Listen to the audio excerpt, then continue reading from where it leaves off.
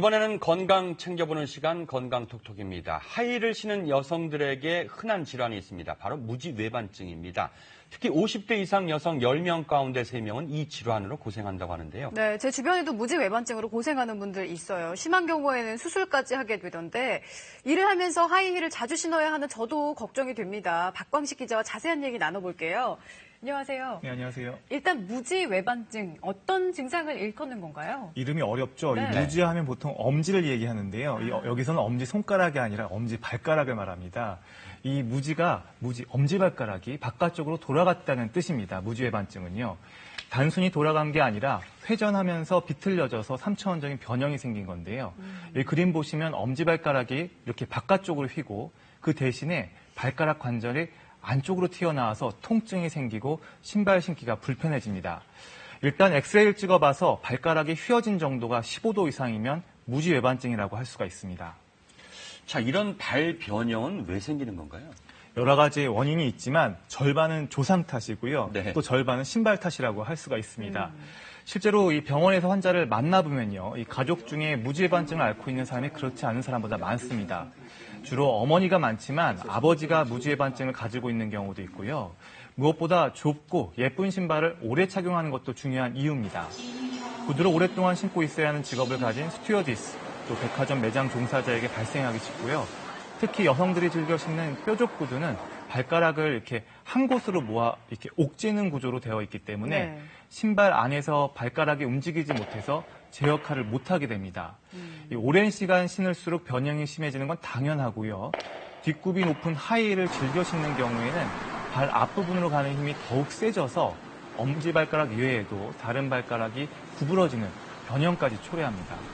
또한 이 발끝으로만 서 있게 되는 자세가 돼서 발목과 무릎에도 좋지 않은 영향을 끼칠 수가 있고요. 그래서 혹자는 이 하이힐을 현대판 전족이라고 부르기도 합니다. 네, 그러면 어떻게 변형이 오게 되는 건가요? 정도가 심하지 않다면 대부분 젊은 시절부터 이렇게 변형은 생기지만 주로 40에서 50대에서 통증이 발생해서 병원을 찾는 경우가 많습니다. 그 이유를 알려면 발가락의 구조와 역할부터 이렇게 살펴볼 필요가 있는데요. 발가락 5개 중에서 가장 많이 일을 하는 게 첫째 엄지발가락입니다. 총 일의 양을 갖다 100이라고 한다면 50%, 즉 50의 1을 엄지발가락이 하는데요. 걸음을 걸을 때 앞으로 치고 나가는 일의 마지막을 이 엄지발가락이 담당합니다. 그런데 이 엄지발가락이 제 위치에 있지 않고 옆으로 이렇게 휘어있게 되면요. 관절에 무리한 힘이 가게 되고 중간 관절이 약간 빠진 상태에서 반복적으로 일을 하게 되니까 관절에 마모가 생기고 결국은 퇴행성 관절염이 발생해서 걸을 때마다 통증이 생기게 됩니다. 또한 일을 많이 하지 않는 이 둘째 발가락과 셋째 발가락, 3번, 4번 발가락이 일을 하게 돼서 여기에도 퇴행성 관절염이나 지관 신경종 같은 합병증이 생겨서 통증이 더욱 심하게 됩니다.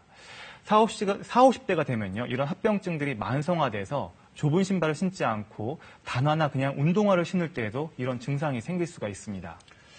자, 그러면 이제 어떻게 치료를 해야 됩니까? 예, 일단 좀 편한 신발을 신는 게 좋겠죠. 네. 일단 넓고 편한 신발로 바꾸는 것을 먼저 하는 게 중요하고요. 뒤꿈치가 높지 않고 신발 안에서 발가락이 어느 정도 움직일 수 있는 편한 신발을 착용하는 것이 좋습니다. 경우에 따라서는 신발만 바꿔 신어도 증상이 해결되는 경우가 있습니다. 만약 튀어나온 부위의 통증은 심하지 않은데 네. 발바닥의 앞부분인 발볼이 아픈 경우나 굳은 살이 박혀 아픈 경우에는 이 맞춤 깔창을 사용해 볼 수도 있습니다. 압력이 많이 가해지는 부위를 해결해 압력이 발바닥 전체에 고루 분포되게 만드는 게 핵심입니다. 이런 걸 해도 해결이 안 될 때는요. 결국 수술적인 치료가 필요한데요. 어떤 수술 방법이 있는지 전문가의 말 들어보시죠. 수술적인 치료의 방법은 튀어나온 뼈를 제거하는 방법부터 변형된 뼈를 잘라서 고정하는 방법까지 있을 수 있습니다. 하지만 변형이 심한 경우, 합병증이 동반이 되어 있는 경우에는 치료의 결과가 좋지 않을 수가 있으니까 조기에 진단을 하고 치료를 빨리 시작하는 것이 좋습니다.